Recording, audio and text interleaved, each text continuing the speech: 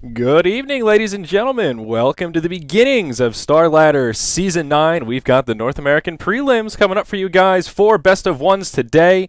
I'm Zyori. With me is Merlini. How are you today, sir? It's been a while since I've been back in casting. I'm excited to cast with Zyori once again. We did last season of Starladder, and this time we have North American as well as Asian qualifiers. Yep. Should be very exciting. We're going to do this entire tournament, and then the Asian qualifiers are coming up after the North American one completes. There's already a list of teams that have been invited, and this is the qualifiers for the teams that haven't been invited. So some lesser-known teams coming up today, and they'll have a chance to prove themselves. Starladder is getting huge, though. Yeah. For many seasons, they've just been Euro only. Yeah, it's pretty exciting. We can take a look at the brackets here to get things started. Today we are going to have our first round of winners bracket, so we'll have 4 best of ones coming up. And up first, we do have Isurus versus Dignotoss, starting kind of in the middle of the bracket. But our draft is underway. There's an Isurus and an Osiris. Yeah, Isurus and Osiris. It's a little bit confusing. But where is their team flag? It's hard for me to see. Isurus, I'm going to say I don't know what flag that is. Light blue. I don't know what flag that is. Probably South American flag. We'll have to do some detective work. This is what Google's for. This is what Google is for. Argentina. Oh, it's Argentina. Okay, so there are some North American teams mixed in. But all best of ones today. It is a double elimination tournament, so no one's going home. But, well, we'll see how things get started. You ready to hop into the draft, Merlini? Oh, yeah. All right. Let's do it. Let's do this. So, Dignotoss versus Isurus Gaming HyperX. That's a big This is sponsor. a confusing name. We probably shouldn't call him Dignotoss. Dignotoss? Well, what else are we going to call him? It's so close to Dignotoss? I don't know. Toss? I think that's the point. I mean, their drafter is Derp. They could be like Zerg players in SE2, and they just don't want to play against Toss. Toss. They're digging on no Toss, I suppose. Yeah. So we'll call them Team Zerg. Is that the consensus here? I'm down with calling them Team Zerg.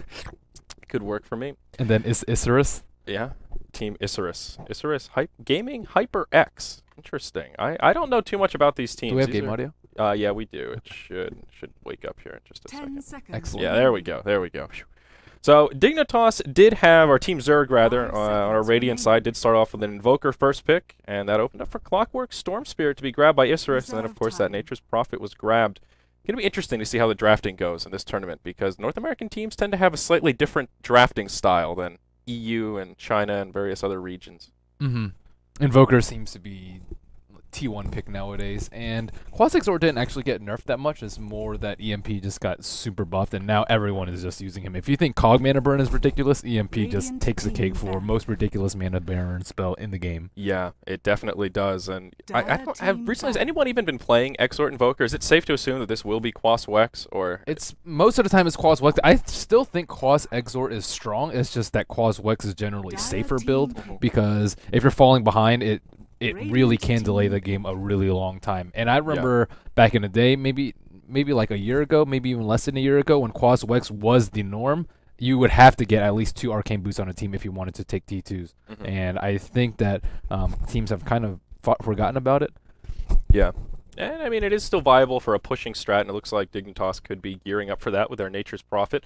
Could just be some casual Rat Dota setup, or they could be looking for a more all-in kind of It's really hard to rat against a Clock and Storm Spirit, though. This is not a rat game. They have good team fight, though. They can push Isurus down if Zerg wants to, because, I mean, if they go Quas Exort and then the summons from Nature's Prophet as well as the Eidolons, Isurus doesn't have the AoE to deal with that. Right.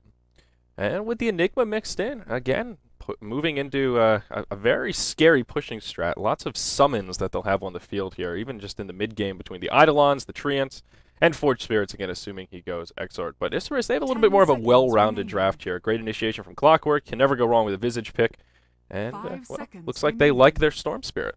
Yeah, I say I like Dignotoss's strategy or lineup a little bit more right now. Storm Spirit early pickup. You have to draft around him, or you have to draft him late so that people can't counterpick him. They're forced to use a ban on Lion, even though Lion wouldn't really fit that well into Zerg's strategy. And an Invoker is already pretty good at counter initiation versus Storm Spirit and a Clockwork. You don't really want to take stationary fights as Isurus, or you'll just get rocked by EMP. And if you jump in with anybody else, you'll just get tornadoed. So they really have the team fight not going for them if it's a Quas Wex Invoker. If it's a Quas Exort, it's a different story. Have to rely on comboing perhaps from Enigma with Malefice or Black Hole to hit some nice meteors or sunstrikes. Yeah, definitely. And it seems Dignitas or Team Zerg were at least somewhat cautious about heroes that do well against Rat Dota. They first banned the Nyx Assassin and Bristleback. I guess he does okay, not particularly well known for his anti-push abilities, but they will go with a Disruptor 4th pick. I'm kind of I curious. really like Disruptor. Disruptor, he keeps getting buffed. There's some slight ones like, oh, okay, Ags. Well, you're probably not going to get Ags on him, but the Kinetic Field buff as well as the Thunderstorm buff are actually pretty significant. And Disruptor is amazing against some heroes like. I think he's really good versus Slark. He can't do anything about the Kinetic Field, and the Static Storm just kind of destroys him too. You actually can't Dark Pact any of his spells. But in this particular game, the Silence is going to prove invaluable if they can actually take stationary fights. And the Invoker Disruptor combo is actually pretty strong too. You Tornado into a Kinetic Field, into an EMP, and then you can just win the team fight from there. So Yeah. Zerg has really strong team fight. Isurus is really going to have to watch her positioning when it comes to the mid game. Yeah, and Glimpse works pretty well on Storm There's Spirit the as Meepo well. ban. Interesting. Is this a troll ban or a for real ban? It's hard to say. Perhaps Isurus are well known for their Meepo plays, but I got to plead the fifth on this one, my friend. I'm really not sure. I do like the Luna final ban from Isurus, though. I think that makes a lot of sense. That's another good team fight hero that does well with pushing, compliments of the aura as well as the bouncing glaives. Would have been a nice 5th pick for Dignitas. I still like this Isurus roster a little bit better. They've got really solid lanes. We'll see what they do with their final pick. No Lifestealer, no Doom. Probably going to be looking for a hard carry. Very well could be an anti-mage if that's their cup of tea, though I suppose we'll find out here in about 20 seconds. For Team Zerg, I know a couple of their players, Nayrok and Chicken MC, both frequented NEL fairly often. On the side of Isurus, I don't have any idea about these Argentinian team. They have 2 stand-ins apparently, Merlino and GGGG. Merlino. I'm also playing in this game. Yeah. Casting. Merlini's #1 fan. Whoa, a Dro Ranger final pick. Okay. People have been liking Dro recently. They have 4 range heroes too, so they can definitely make use of the precision aura. Yeah. And the changes to her silence, I think, universally sort of accepted as a buff. Was that fair to say? It should definitely be a buff. Definitely a buff, yeah. She needs some sort of reposition. She needed some sort of repositioning ability so that she can actually make use of her ultimate. And it's not like the perfect spell for her, but it's definitely a step in the right direction. Yeah. I traditionally hail Dro Ranger as one of the weakest heroes in the game prior to the silence change. Post silence change, she's just all right. I'd say she's just mediocre. She seems to be hit or miss. When she's on, it's usually an insane look at this Dro Ranger and she just dominates, or it's the other way around. She gets shut down early.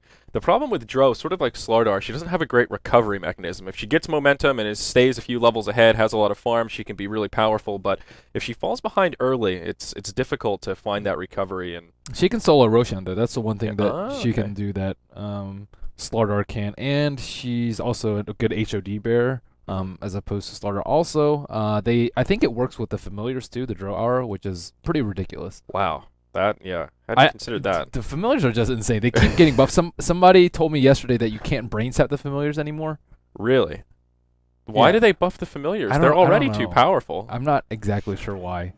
Ooh, interesting. So a Shadow Fiend final pick from Team Dignotoss. I'm curious how they're going to lane this. Is this a Disruptor Shadow Fiend, kind of a duo lane, off lane Nature's Prophet, Invoker mid, then a Jungle Enigma? I have no idea. Well, Isurus has pretty clear lanes, right? Storm Spirit, mid, Visage, Lich, Drow Ranger, probably safe lane and Clockwork in the off lane. But yeah, Dignotoss, you have no idea what they're going to do. Right. I'd say Shadow Fiend does fine versus Storm Spirit in middle, so they could put him there if we wanted to. And Lich isn't going to roam on them, at least not very early, so I think they'll be okay with that too. So yeah, it's really up to Dignitas who they want to focus on. Do they want to get Invoker huge? Do they want to get Shadow Fiend huge? Do they want to get Nature's Prophet or Enigma? Right. They can definitely utilize farm a lot better. How do you like a Lich in this draft? He seems to be sort of a hit or miss support these days. Some teams like him, some teams don't, but all in all, he hasn't seen a whole lot of love in the competitive scene. I think it just depends on how the game goes. I think Sigma uses Lich really well, but a lot of other teams, they just like seem to throw him in a lineup when they're like, oh, hey, we need a support, let's just pick Lich. Firstly, I think you need creep clearing abilities, which they don't really have. As I mentioned in their first 3 heroes, they don't have any way to deal with the summons, and if you can't get a good Chain Frost off, then it's not that great of a hero. You can just play another greedy support like Chen or something like that, and just play farmy and get an early mech. But Lich, his real strength in team fights comes in with the Chain Frost, as well as being able to kite melee heroes with Frost Armor. And Dignotoss has actually 0 melee heroes, so Frost Armor not that useful. And then Chain Frost against all these summons, potentially Force Spirits, more likely than not Eidolons as well as Force of Nature. It's just not that great of a support pick here. Yeah, that's a really good point. Any situation where there's a lot of summons, extra units on the field, makes Chain Frost a little bit less useful. And my biggest beef with Lich is that the missile speed of Chain Frost is just so slow. Once you see it coming, it's so easy just to spread out and dodge the incoming damage. Looks like we will have a remake here, as there were some complaints of high ping in that particular server. So we will have a remake, Merlini. So whose draft do you like more? I have to go with the Dire side. I think it's a little bit more well-rounded. I don't know. Since been watching a lot of Zephyr games, Blitz has really filled me with hope that Storm Spirit is a strong pick, and hopefully they have a good Storm player. But I don't know. I think that Dire draft is a little more well-rounded. It seems the Radiant side, they're putting themselves on that timer where they have to push. They have to, you know, they're going to have to do some damage early, and that's true, but at the same time, if they get far behind, they can always just group up and push. Whereas if the Dire team gets behind, they don't really have, like, they can just rely on a stack Drow, but like as big as Drow gets, they don't have any way to stop a BKB Enigma, I guess Clockwork Hook, but yeah, that's true.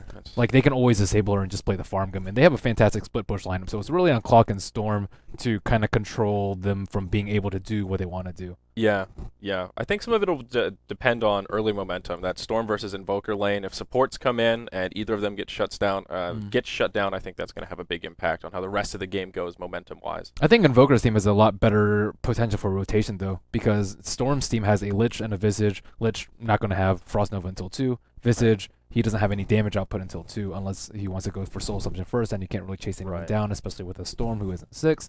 But on the flip side, you have an Enigma who can rotate at level 2 with Eidolons and do a ton of damage and stun, and then you have a Nature's Prophet that can TP in. So I think that the Invoker's team has a slightly better grasp on the early game. I think that Isurus' the Dire side has a much better mid gank, early mid gank, like 10 to 20 minute with Clockwork and Storm Spirit, and then after that, if it really comes to late game, the Shadow Fiend, the Invoker, the farm Nature's Prophet is probably going to take the cake. So they have to keep Drow down though too. Yeah, that's definitely true. And I worry that this Drow is just going to sort of snowball out of control a little bit with a Lich for the extra experience.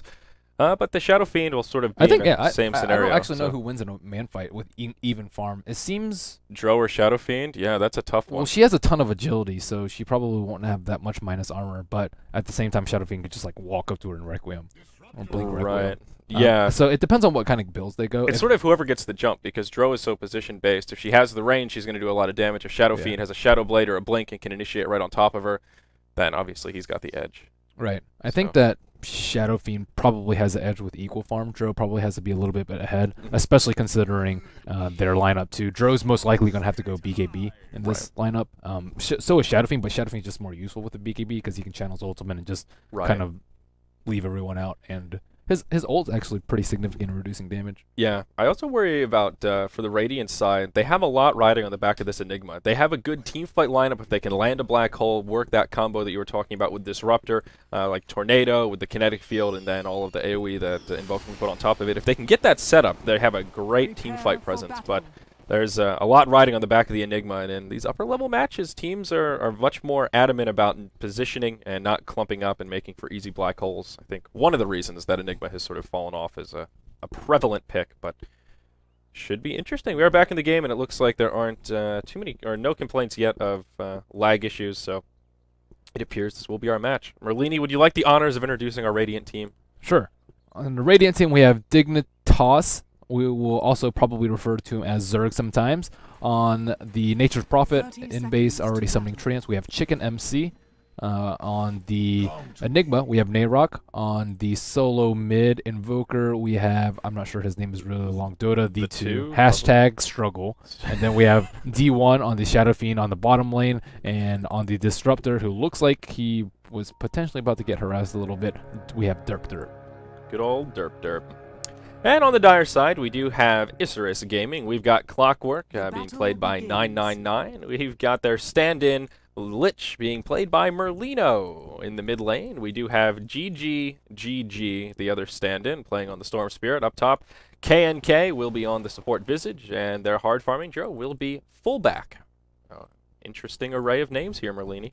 So Team Zerg already has more information. Or I guess they have even information. They know that their Visage is top, which most likely means that Drow is going to be top 2. And then Isurus has this Observer Ward on bottom, which scattered out Disruptor too. So looks like neither team doing a true tri-lane. Nayrok starting off in the big camp instead after denying a camp in mid. It looks like Chicken MC is able to get experience on top because Lich is in bottom.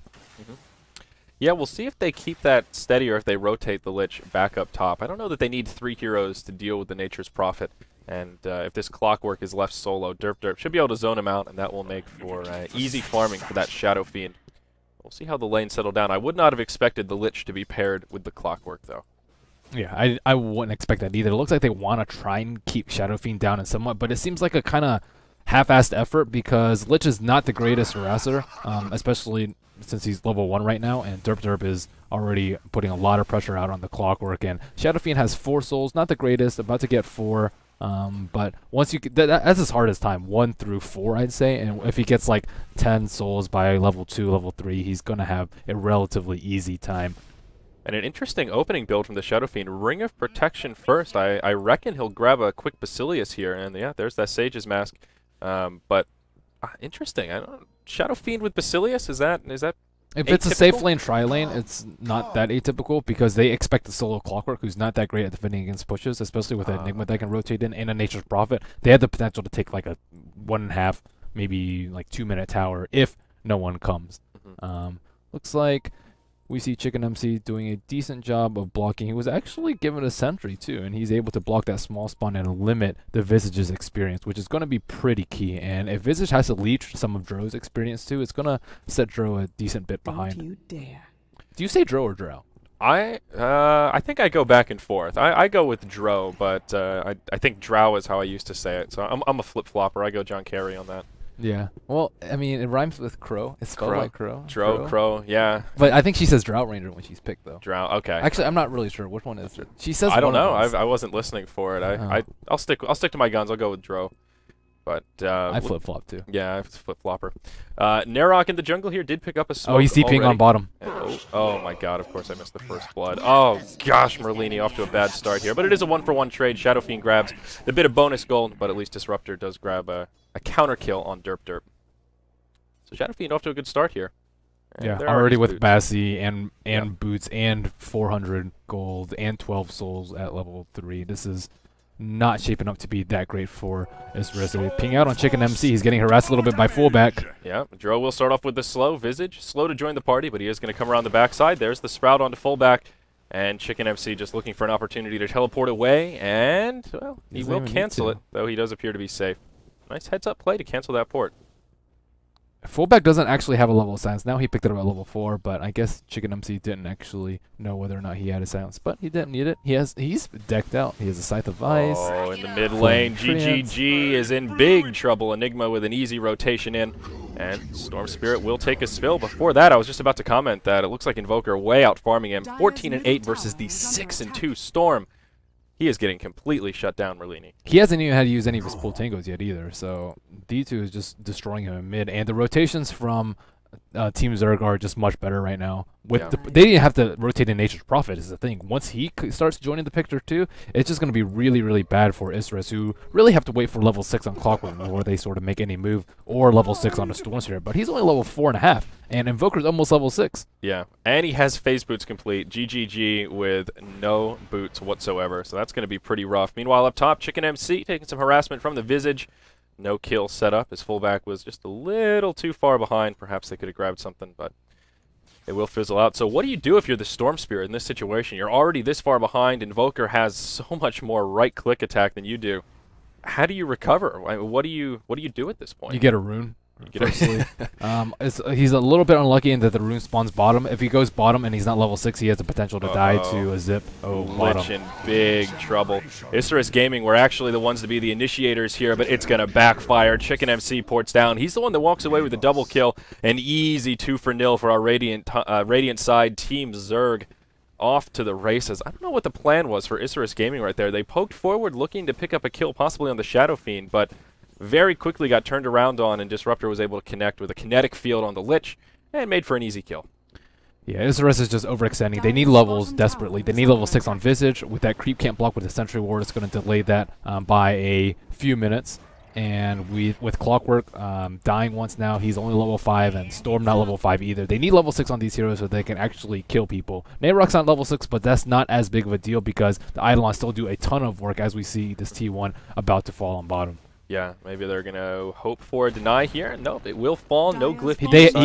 He can't come up like that. If he gets glimpsed, then and speaking of glimpse, yeah, Merlino. It punishes ill positioning. He didn't even get an attack off on the tower when he tried to deny it, and so he pretty much just traded his life for nothing there. Yeah, now that Lich is dead, I think Dignotoss may continue to push. Eidolons will expire. No, they will start to retreat here. Clockwork very close to level 6, so that's steps in the right direction, but perhaps this push will continue. All four. Look how aggressively the Invoker is playing. He's standing on the hill at nighttime without a ward up his hill, and that's how much he is up in Storm Spirit's face. But he has no help coming towards him. Clockwork's getting harassed out on bottom. He's not level 6 yet. Dro's not going to rotate from her lane. Lich is desperately trying to fend off this push. Visage is trying to get his level 6, and hook shot in.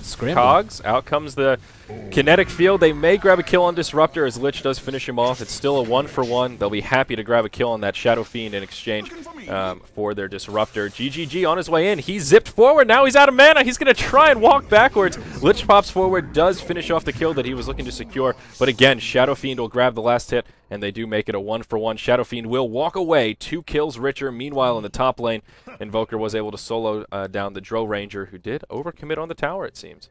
Yeah, Zerg is just completely taking map control right now, and they just hit level 6, but it was just too little, too late. Looking at Draw Ranger's farm too, all she has is treads, and she was the one that they have most of their eggs in the Dro basket right now, and this mid tower is just going to get crushed. They don't have any anti-push, so this is where I did not like Isurus' draft. They didn't have any creep clear even to set up for Lich, and it's just not working out for them at this point. Imagine if they had a Drow Ranger instead of a Shadow Fiend. The Drow Ranger might have been a deny pick. Right.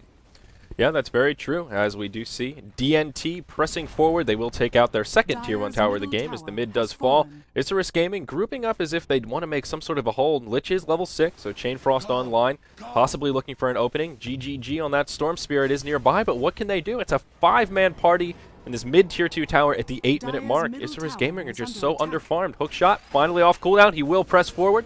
Does connect with Shadow Fiend, but he gets glimpsed back straight away. Out comes the Chain Frost. Will catch 1 bounce, enough to secure the kill on the Shadow Fiend, but it will cost them. Their Storm Spirit is destined to fall, at least a 1-for-1. Isurus Gaming on the back foot. A lot of low-health heroes. Nature's Prophet ports forward, and they will finish off the Visage. A 1-for-2, and they clear out this Tier 2 tower. It's only 8 minutes in, Merlini, but I think it's looking a little bit dark for old Isurus Gaming over there. Yeah, it really is. Drow about to get Isurus' first tower. There is a glyph popped out. Is there going to be any TP? Shadow Fiend does respawn in 1 second. I expect him to TP up there. It looks like Invoker's already headed up to top 2, and he has absolutely no mana issues with Qualifier, and he seems to be playing very, very well. 2-0 and 2 on him. Most CS on the Radiant side, actually. Now Shadow Fiend has recently taken the lead in that. But Isurus, they need to try and separate Team Zerg, but they're not able to do that at all. Dignotoss just wants to take down all the towers, and there's no reason not to. Exactly, as they well should. They know that there's not much anti-push on the side of Isurus Gaming, and they're feeling that gold lead already up to 7,500, and that will go up even more as this Tier 1 in the top will fall. Glyphs still available for Isurus Gaming. If they want to make a hold, they'll at least have that option to buy themselves some time. They will use the glyph, all 5 of them rotating in, and it looks like they may try and make a stand. They haven't even used Hole yet on the Enigma. If he gets a half-decent Hole off, they are just absolutely screwed. That Disruptor works so well against the Clockwork. He hookshotted onto the Enigma, glimpsed back right away, and that's the end of it. They'll take the tower and just walk back. Yeah, they could take a fight right now. Team Zerg definitely can right now. Without the tower, I mean, they were looking for a fight with the tower. So without the tower, they have to be really careful not to get glimpsed back. Yeah, and it seems like Isurus are almost a little bit indecisive here. They have all 5 up top, but they wanted to defend He doesn't the tower, have any boots. Visage is now, going to get caught out. Yeah, now they're in big trouble. Nowhere for the Visage to go. He'll get stunned by the Enigma. An easy kill going the way of Invoker. Tornado forward, off the mark. Could have been a couple of kills there. And it is going to be Lich who gets caught in the Sprout. They turn into Treants. They'll let the Lich go, but they just turn for the Dro. The rest of the team in disarray. Out comes the Disruptor ultimate, as well as an EMP. Nature's Prophet forced back a little bit, but now this Clockwork in big trouble. Malefice just too much for him to handle. Lich will walk away with about 20 hit points to spare. This is bad news bears all over the place. 13-4 at the 10-minute mark. This is really bad. I don't think that Isurus should have defended that tower, though. They were already pretty far behind, and they don't really have a good way to initiate, since Clockwork just gets... He can either get Static Stormed instantly as he hook shots in, or he can get glimpsed back, and they don't really have any way to clear the summons, so they're going to have to fight into a ton of summons if they ever want to go in. And then they have to worry about the Tornado, they have to worry about Kinetic Field, Static Storm, Black Hole, the Requiem. There's just way too... actually, they don't have Requiem out yet, but there's so many things in the team fight that they have to worry about. For Isurus, all they really have to worry about is Chain Frost, I guess. Yeah. And that's just not enough. So I think they have decent split push pressure with the Drow Ranger. She does have actually only 1 point in precision aura too. I think at this point you probably just go for max farming, max split push, try and avoid fights as best as possible. Hopefully you don't get glimpsed back and then try and retake the game that way. As it stands right now, they don't have much damage on the T1 towers at all except for that one on top. Oh, Clockwork, you slippery snake. He's just getting harassed by the Eidolons. The Eidolons alone will get him down to about half health. A long-range tornado does connect. Unfortunately, the follow-up isn't there. Well, maybe fortunately for old Clockwork. But just look at that hero level chart. I think that's the biggest problem. All 5 green at the top and all 5 red way down at the bottom. That's a pretty good indicator of how this game is going, as the last outer tower for Isurus Gaming will fall. 12 minutes in, 6-0 in total tower count. So no one's actually really gone a super greedy build on the side of Zerg. We don't see any Midases out. We see fighting items up on Shadow Fiend. He has a BKB. We see drums up on Invoker, a mech up on Enigma. No Midas on Nature's Prophet, I think, is the most surprising thing. So if this game drags on for like another 8 or 9 minutes without them making a push for the T3, then Isurus can at least kind of stall the gold graph at 15,000 instead of keep letting it run away in the Radiant's favor. But as it stands right now, they absolutely cannot fight 5-on-5, especially with his Aegis coming soon. But maybe if they get low, I suppose, and they're in a terrible position and they have some really nice cog blocks, perhaps they can. But we still haven't seen the use of Black Hole yet.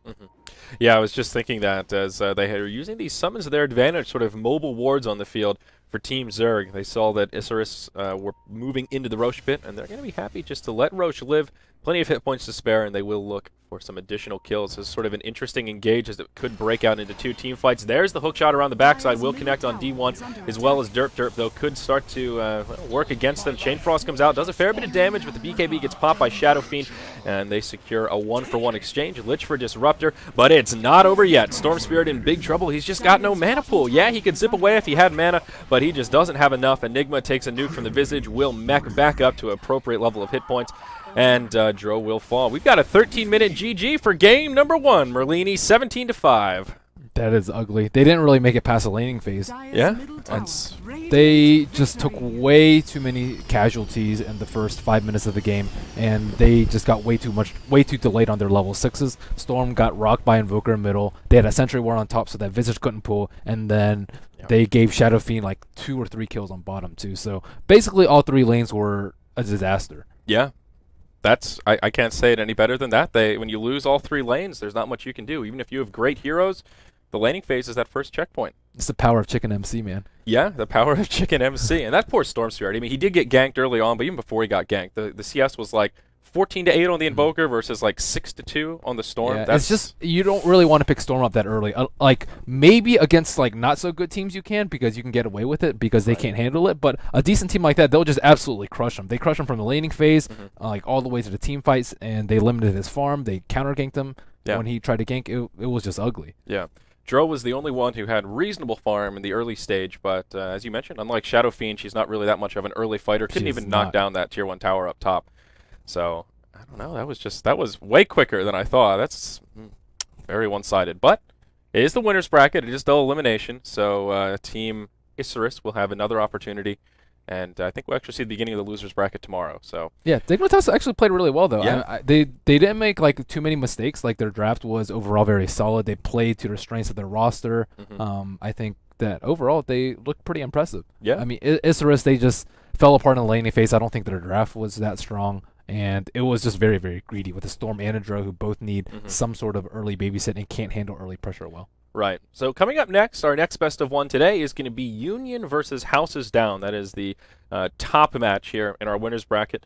And two teams that I don't know too much about. We've got Brazil versus Merlini. You know these flags? Is that a Canada flag? Is it Canada? There's no maple leaf on there. Yeah, that's it looks like me off. Perhaps it is. So that will be our next game coming up, guys. Thank you for joining us for the Starladder American. I want to say North American, but it's just American. There are South American and North American teams. These are just the preliminaries. There is no in-game ticket yet. A lot of people have been tweeting at me asking. The ticket will be available for the official Starladder, but just the prelims, there is no ticket. So I guess that means you can watch in the client for free, which is cool, right? Can you? Right, I think so. Now that I'm saying it, I'm second guessing myself. I think you can though. Maybe you have to be friends with one of the players. Yeah, we'll have to. We'll get back to you on that one, guys. I bit off more than I could chew. So I'm Zyori. With me today is Merlini. We've got 3 more best of ones coming your way. Don't go anywhere.